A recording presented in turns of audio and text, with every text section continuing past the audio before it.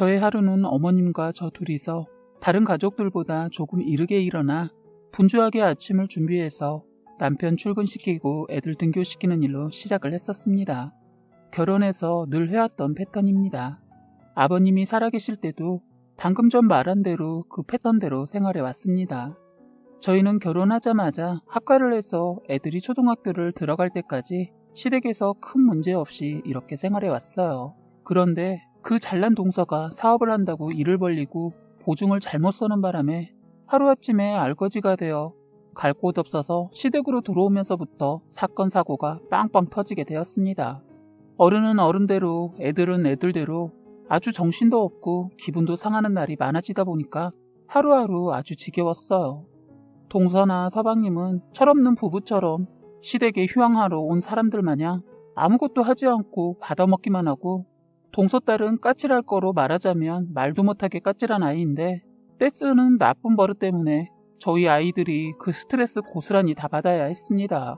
시어머니는 집안 시끄러워지는 거 싫고 신경 쓰기 싫으니까 무조건 저희 아이들한테 다 양보하라 하고, 저희 애들도 언젠가부터는 동서딸한테 양보하고 늘 져주는 게 일상이 되다 보니 어린 애들한테도 한계가 왔는지 한 번은 동서딸한테 양보하기 싫다고 한 모양이에요. 아무리 어린 동생이어도 당연히 계속 양보만 하라고 하면 어른인 제가 생각해도 화가 날 것 같았어요. 결국 저희 애들이 더 이상 참지 못하고 터지게 된 겁니다.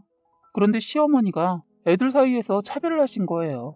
말로는 동서애 다루기 힘들다고 했지만 누가 봐도 차별이었어요. 시어머니 저희 애들은 몇 년을 함께 동고동락해서 다루기 쉽고 해서 그런지 함부로 대하는 듯한 행동이 서슴없이 나왔고, 동서애는 어쩌다 보니까 다루기 힘들다면서 애를 대하는 것조차 동서 대하듯 쩔쩔매었어요. 그런 모습뿐만 아니라 동서에게 따끔하게 말을 하지 못하는 모습을 계속 보고 있으려니 속이 터져서 제가 결국 폭발을 한 사연을 여기서 한번 같이 공유하고자 이렇게 저희 시댁의 얘기를 하게 되었습니다. 사는 게 왜 이렇게 힘들까요?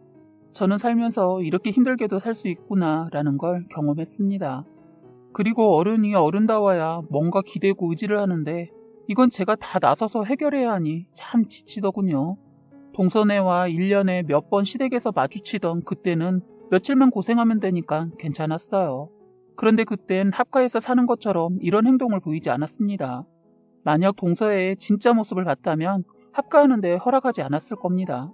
정말 기가 막히고 어이없는 게 동서가 그때 보이지 않았던 행동을 같이 합가하면서는 처음부터 그냥 자기 편하려고 했는지 선한 가면을 벗어던지고 그냥 악랄한 자기 모습 그대로 생활을 하려고 하더군요.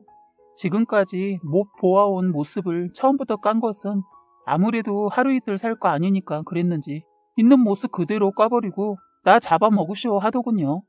제가 그걸 그냥 시어머니처럼 가만히 보고 있을 사람이 아니거든요. 동서가 내 며느리도 아니고 해서 같이 합치고 나서 아니다 싶은 게 보여도 어머님이 알아서 하겠지 하고 참고 넘겼는데, 이게 시어머니한테 지 못된 것이 먹히자 겁도 없이 저한테까지 슬슬 본색을 드러내더군요. 원래 동서가 합가하기 전에는 저한테 여우처럼 입안의 사탕처럼 달콤한 말과 행동으로 대해서 솔직히 같이 살게 되어도 이렇게 힘들 줄 몰랐어요. 적어도 자기 식구는 챙길 줄 알았습니다. 그런데 전혀 가족은 관심도 없고 자기밖에 모르더라고요. 그동안 시동생이 어떻게 생활해 왔는지가 뻔히 보이더군요. 그런데 제가 나서서 뭐라 나서는 거 정말 하기도 싫지만 제 손이 가는 것에는 두고 보고만 있을 수가 없었어요. 시간이 갈수록 저도 스트레스, 아이들도 스트레스가 쌓여갔어요. 심지어 애들마저도 힘들었는지 동서딸 언제 집에 가냐고 묻더군요. 같이 계속 살 거라는 거 알면서도 말입니다. 얼마나 힘들었으면 그럴까 싶었어요. 동서딸이 한 번 울면 짧게는 1시간을 웁니다. 아주 미쳐버려요. 저는 살면서 그렇게 길게 우는 애 처음 봤어요. 같이 살기 전까지는 그렇게까지 길게 울지 않았는데 가면 갈수록 투정을 다 받아주고 다 양보해주니까 애가 변하더라고요. 울음으로 뭐든 해결을 하려고 하더군요. 거기다 동서는 애를 봐주지도 않았어요. 예전 같으면 애를 안고 달래거나 밖에서 바람을 쐬고 왔는데 큰일을 겪었다고 하지만 아예 애를 방치했어요. 그러니 저희 애들이 가끔 볼 때는 이뻐서 놀아주고 했는데 완전 육아 아닌 육아를 하게 되니까 저희 애들이 피로가 누적이 되고 힘이 붙였나 봐요. 동서가 아주 큰일을 저질러서 자기가 잘못을 했으면 일 처리도 깔끔해야 하는데 나 몰라 하더군요. 동서가 돈에 욕심이 많아서 좋은 의미로 일을 크게 벌려서 한다는 게 하필 일이 꼬이면서 성과가 좋지 않아 완전 두 집 다 폭삭 망하게 하고 새 집이 힘들게 됐지만 어차피 일은 일어났고 혼자가 아니니 툭툭 털고 일어나야 하는데 오로지 자기 자신만 챙기는 모습이 영 마음에 들지 않았어요. 한 번은 시어머니도 보다 못해 한 소리 하긴 했네요. 시어머니 지금도 기센 동서 앞에서 할 말도 제대로 다 하진 못하지만 그나마 예전에 비하면 동서한테 이제는 할 말은 조금씩 하는 것 같네요. 동서가 큰일을 저지른 이후로 시어머니 완전 기가 살아나셔서는 입에 거미줄 친 거 완전 걷어내지는 못하고 살짝 한마디씩 하는데 말이 거미줄에 걸려 다시 입 안으로 들어가는 경우가 있는데 그 모습 보고 있으려면 속이 터져요. 속 시원하게 내지른 것을 본 적이 없습니다. 저희한테는 쉽게 말하는 것도 동서한테는 조심조심 하는 것이 기분 더러웠어요. 몸에 밴 습관이 무섭더군요. 원래 시어머니께서 결혼 전부터 동서를 어려워했던 것이 결혼 후에도 쉽게 대하지 못하더라고요. 동서 결혼하기 전 동서네가 엄청난 부자라는 말 듣고 나서부터는 시어머니 당신 마음에 안 드는 무슨 일이 있어도 끽소리 못하고 동서 앞에서 쩔쩔매던 모습이 생각나네요. 기가 막혔던 게 상견례 자리에서 어찌나 못 봐주겠던지 그래서 그 이후로 동서랑만 있으면 특유의 버릇이 있는데 시원하게 자기 말을 못해서 그런지 궁시렁대는 버릇이 있더라고요. 시어머니 그렇다고 기가 약하신 분 아니세요. 동서한테 못한 거 저희 가족한테는 만만하게 보고 쉬운지 저희한테는 할 말 안 할 말 가리지 않길래 제가 이혼을 결심하고 시어머니와 대판 싸워버렸어요. 시어머니 말이 더 기가 막히고 웃긴 게 저희는 가족이라 편해서 그렇고 동서는 아직 손님 같아서 그렇다는 겁니다. 그런데 결혼하고 애를 낳아도 여전히 손님 대하듯 했어요. 동서 친정이 부자인 게 그렇게 조심스러워 할 일인가 이해가 안 됐어요. 그런데 시어머니 왜 그렇게까지 쩔쩔매고 살았는지 나중에서야 비밀을 알게 되었네요. 얻어지는 게 있어서 자존심 다 버리고 그렇게 참고 살았다는 걸 알았습니다. 저희는 동서가 시댁에 들어오기 몇 년 전에 솔직히 분가할 수 있었는데 시아버지 돌아가시고 어머니 적적해 하실까봐 분가 접고 같이 아예 살기로 했는데 이건 아닌 것 같았어요. 어머님 때문에 도저히 동서도 있고 애들도 있는 곳에서 저를 무시하는 언행을 두고만 볼 수가 없겠더군요. 저는 계속되었던 분가를 하기 위해 다들 모르게 준비하고 있었어요. 제가 분가를 이제는 해야겠다고 맘먹었던 게 여러 가지가 있었습니다. 우선 동서가 워낙 잘 살아서 그런지 신혼 때 자기 얘기를 하길래 말 들어보니까 자라온 환경이 좀 다르긴 다르더군요. 그런데 시어머니 그걸 다 받아주고 서방님도 다 받아주면서 떠받들더라고요. 다른 환경에 맞추도록 하지 않고 되려 이분들께서 맞춰주고 있더라고요. 누구는 처음부터 밥하고 빨래하고 애 키웠나? 결혼해서 노력하고 또 노력하면서 끊임없이 노력하니까 이러고 사는데 시어머니는 처음부터 뭐가 그렇게 무섭고 어려운지 아니면 값비싼 선물 때문인지 동서 신혼 때 전혀 가르치지 않고 괜찮다 괜찮다 다 냅둬라고 하더니만 결국엔 살면서 본인이 개고생을 했었죠. 저야 어쩌다 1년에 한두 번 보니까 냅뒀어요. 괜히 제가 나서봐야 오지랖이란 말 듣고 간섭이네 번해해서 제 할 일만 했습니다. 아버님 살아생전 하신 말도 생각나네요. 아버님이 작은 애 좀 살림 좀 가르치라고 어느 정도는 할 줄 알아야 한다고 잔소리 아닌 잔소리를 하셨는데 그때마다 시어머니 열을 내면서 돈 많은데 뭐가 걱정이냐고 진정해서 자식이라고는 딸랑 딸 하나인데 그 많은 재산 다 작은 애 거인데 뭐하러 사서 고생을 하냐고 하셨어요. 누가 그 돈이 영원히 있을 줄 알았겠습니까? 돈이 참 우습더군요. 그 많던 재산이 하루아침에 사라져버리는 것을 봤네요. 정말 예전에 시어머니 돈이면 다 되는 줄 알고 좋아라 하셨던 분이세요. 그리고 동서한테 더 말을 못한 이유가 알고 보니 그동안 동서한테 받은 선물들이 값비싼 물건들이었다고 하더군요. 동서 집안일 머리로 몸으로 도저히 안 되니까 돈으로 다 해결했는데 과정 무시하고 결과를 보자면 시어머니 동서네 쓰레기 치워주는 청소부 역할을 하고 있으면서 가끔 동서가 값비싼 선물과 돈 주면 아무 소리도 못하고 동서 집 가서 또 허드렛 일을 했었던 모양이에요. 저희를 속이고 말입니다. 가끔 애들 봐달라고 부탁하면 바쁘다고 하셨는데 이제 그 이유를 그때야 알게 되었어요. 시어머니 넘치게 받은 게 있어서 그런지 말도 못하는 거 보니까 정말 선물 이런 거 누가 준다고 무작정 받으면 안 되는 거 알았네요. 같이 살면서 시어머니가 동서 맘에 안 든 거 뭐라 하니까 그때 동서가 그러더라고요. 선물 얘기를 꼭 짚고 넘어가더군요. 저희 동서가 보통 시어머니들이 받아들이기 어려울 정도의 성격인데 자기 맘에 안 들면 뭐든지 따지고 들고 아니다 싶으면 감정 표현을 그대로 해버리는 사람입니다. 시어머니는 동서 성격 똑부러져서 좋다고 하셨는데 그게 이제 와서는 당신한테 독이 된다는 것을 뒤늦게 아신 거죠. 이렇다 보니까 시어머니 끽소리 못하고 동서의 행동 때문에 집안이 시끄러워지는 일이 많았습니다. 시어머니 이럴 줄 모르고 저보다 동서가 시원시원하고 해서 좋다고 했는데 참 말이 안 나오네요. 지금은 후회하세요.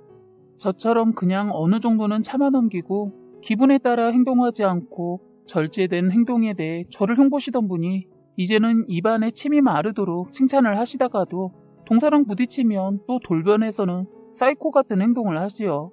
같이 계속 살다가는 애들한테도 저한테도 안 좋은 영향을 미칠 것 같더라고요.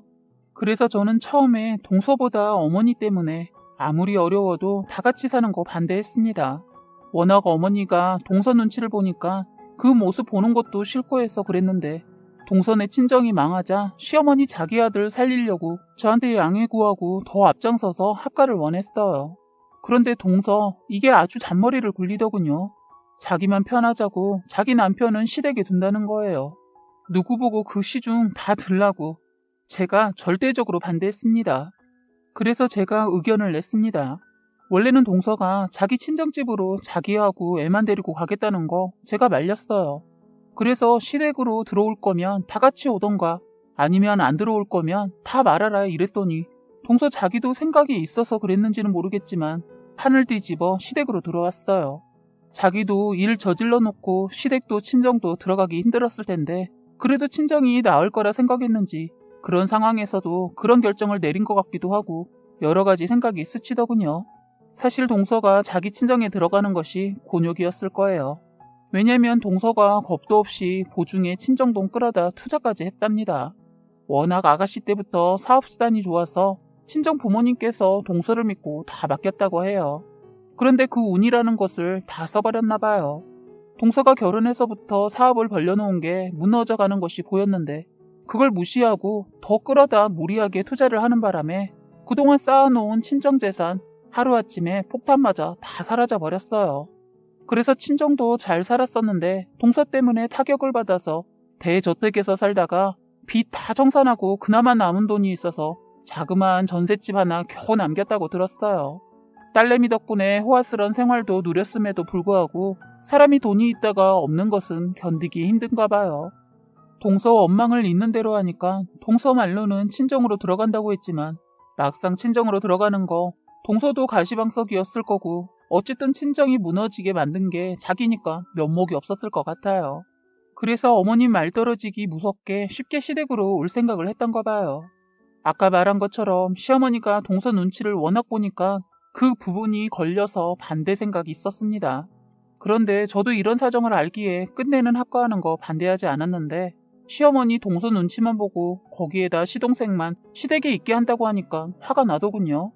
저 그렇게 모질지 않은 사람이라 가족이니까 이해하려고 했어요. 사람이 살다 보면 예상치 못한 일이 생기는 거 모르는 거 아니니까 사정이 생겨 어려워지면 같이 사는 거 괜찮다고 생각해요. 무엇보다 제 집도 아니고 어머님 집이니까. 그렇게 해서 같이 살게 되었는데 사람이라는 게 기본이라는 게 있어야 하는데 완전 자기가 왕인 양 행동하더라고요. 아주 상전노로 사는 거 있죠? 저는 큰 욕심 안 부려서 보통 사람들처럼 사는진 모르겠지만 끝을 보고 느낀 것은 돈이 차라리 넘치게 많은 것보다 적당히 있으면서 어느 정도 즐기면서 사는 게 사는 것 같더라고요. 동서 보니까 한 푼이라도 더 벌려고 가족도 내팽겨두고 애 양육은 애초에 관심도 없고 돈에만 불을 켜고 살더군요. 그렇게까지 돈을 벌어야 하나 싶었습니다. 시어머니야 자기한테 떨어지는 게 있으니까 자기 아들한테 더 잘하라고 하면서 뭐라 안 하더군요. 예전에 한 번은 이런 적이 있었어요. 시아버지 살아계실 때 저희가 지방에 잠깐 내려가 살 때가 있었는데 그때 동서 일 때문에 사정상 시댁에 1년만 가 있으라고 했을 때 자기는 이혼하면 이혼했지 죽어도 같이 못 산다고 한 적이 있었는데 그게 생각나네요.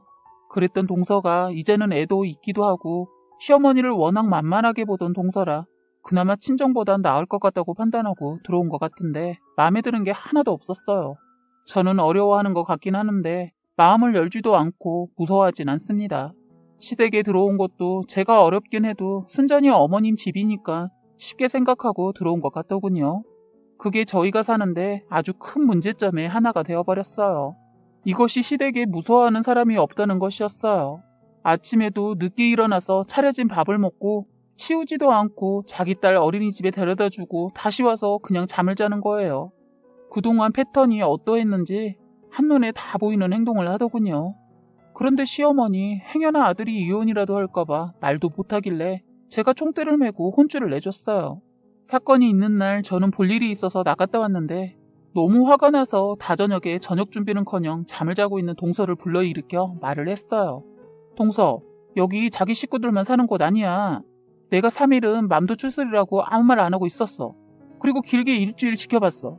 그런데 이건 아닌 것 같은데. 동서 지금 뭔가 착각하고 있는 것 같아서 말해주는 거야. 했더니 이것이 그래서요. 어쩌라고요. 저 건드리지 마세요. 저 지금 폭발 직전이라고요.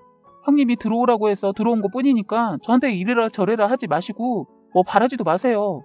지금 그게 말이라고 하니? 어쩌라고? 저희 그날 서로 말 놓고 대판 싸웠네요. 그래서 이대로 그냥 두면 안 되겠다 싶어서 동서 지금 여기가 어디라고 생각해? 여기 자기 집도 아니고 친정도 아니야. 그리고 내가 동서 언니라도 되는 줄 아는가 본데 나 동서 형님이야. 어디서 위아래 없이 함부로 말을 하고 있어?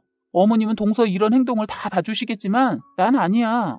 동서가 할 일은 하고 쉬던지 해.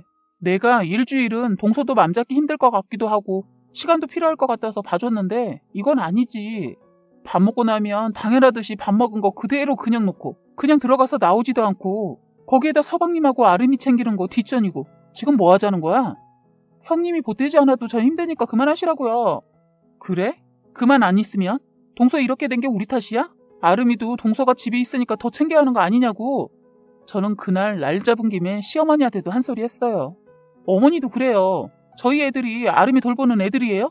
왜 껐떡하면 아름이를 저희 애들한테 맡기는데요?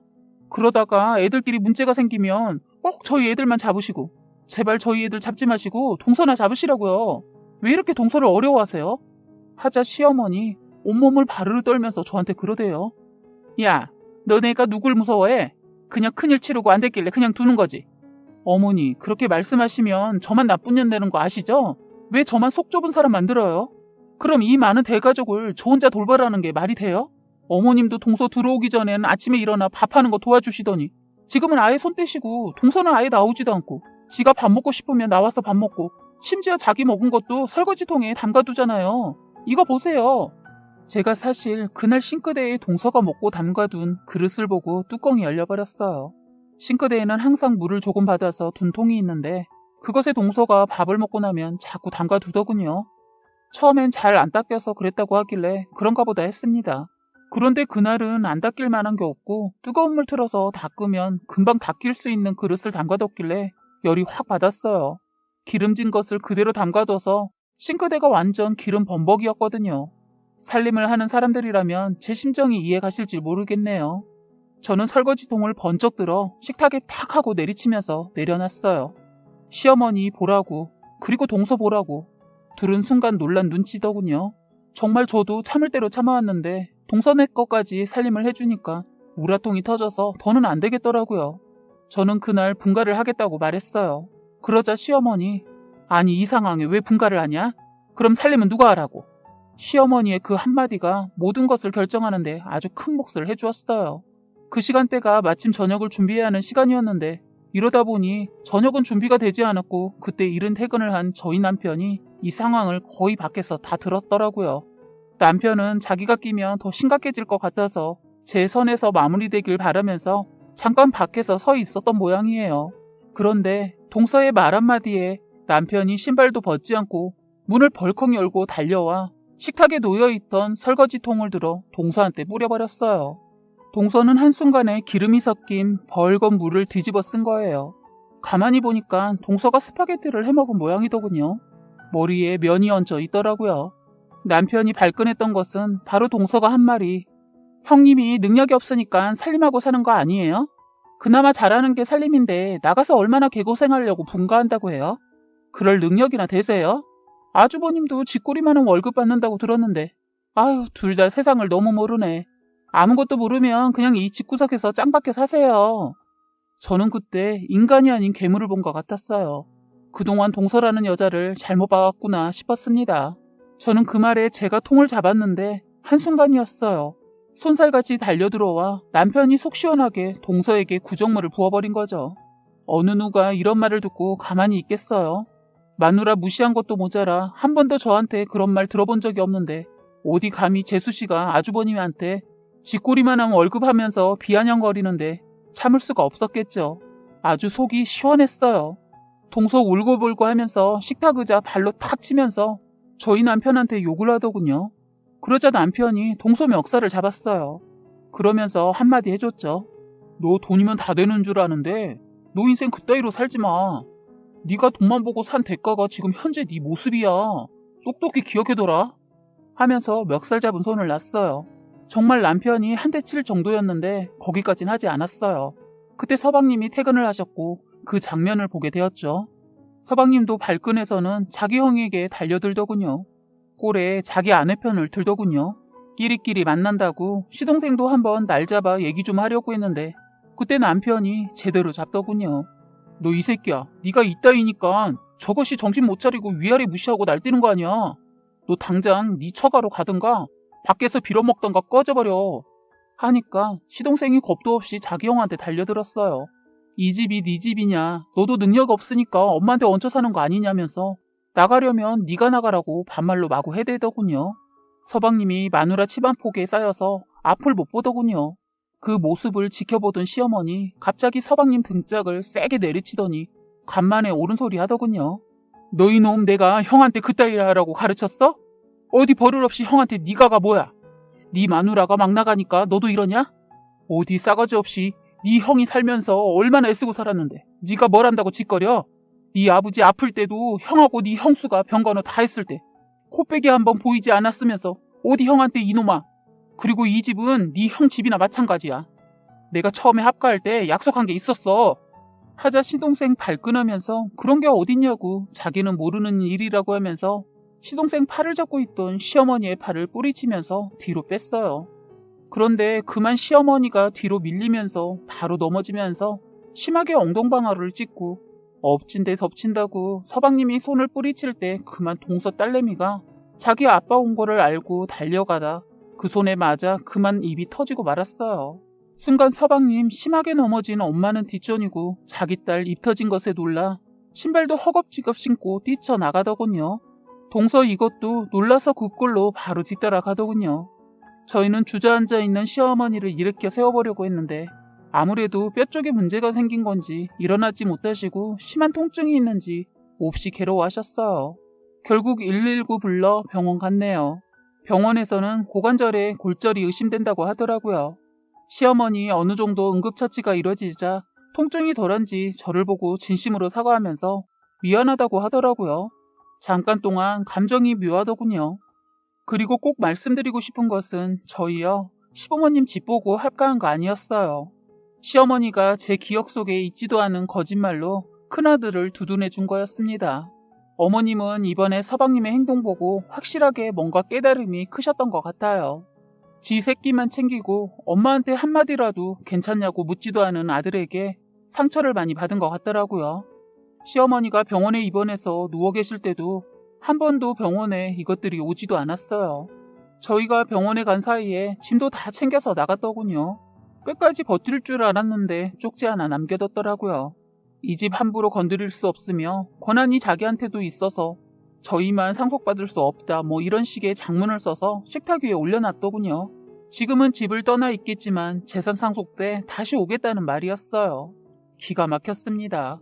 엄마 어떤지는 관심도 없는지 묻지도 않고 인간이 재산 그러니까 돈에만 욕심을 부리더라고요. 사람이 오래 살고 볼 일입니다.